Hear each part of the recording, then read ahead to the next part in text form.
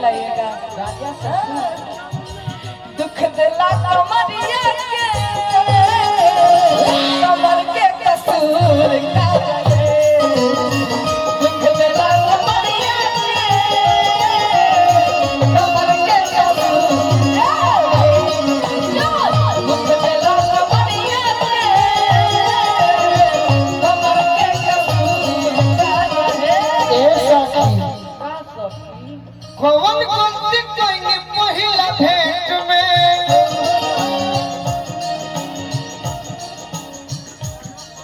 हम तू लोग खाते नहीं खिलाओ अदिति खाती क्या होता है आयोजन करता वो वहाँ सब खाते गावत नहीं। आयोजन करता दिलीप भैया हमार गुजरात में जो बुलौले रहनी बड़ी मान सम्मान देले रहनी। आज के श्रोता हमारे बारे में नहीं खन जानो हम सही कहते नहीं हमारा बारे में नहीं खन जानो ना हमारे के चिन्हत नहीं अपन प्रयास करे आई बनी यही से महटियोले बनी के जाएगा। आज रोजा सब हमारे के ना चिन्ह ना सुनो कल धन्यवाद हमारा जाए के जाए से यही जिला के सिवान के छपरा के आरा गोलियां गोपालगंज बक्सर वही धनबाद में बसल वालों हमारे के बड़ी प्यार दी। तू लोग हमारे के नहीं खर्चे उसे दुख नहीं थे खाली आयोजन करता के हम इज्जत करते नहीं सरपंच साहब के इज्जत करते नहीं कि संगे गावे के कौन गलती कइनी पहिला भेंट में राजा जी करो होगा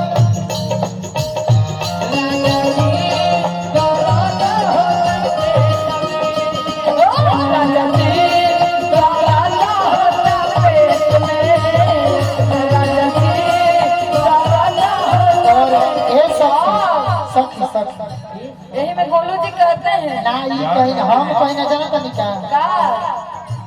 गोलू सिंह जी कहते हैं और दी अरे हेने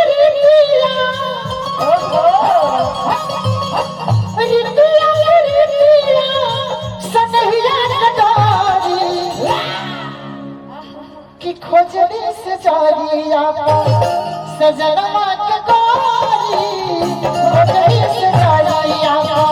सजनमा के गोरी खोजड़ी से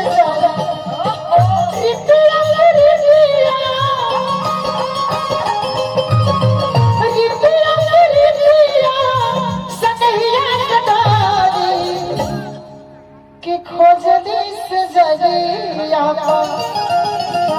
सजनमा के गोरी खोजड़ी से जारिया सजनमा के गोरी खोजड़ी से जारिया दुख दिला कमरिया के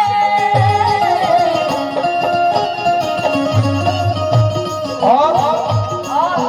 बेटा बेटा कम कहे के कारण गावा कम गावे के संगे कारण का बा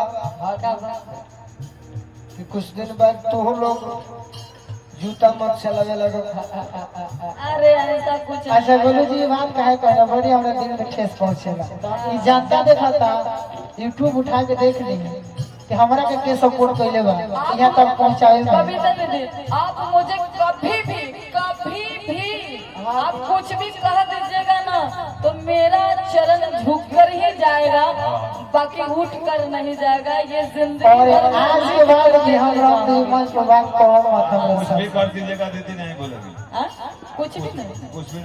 नहीं मुंह खुलने नहीं तो जाना तरीका हो जाएगी कि खराब हो जाइबा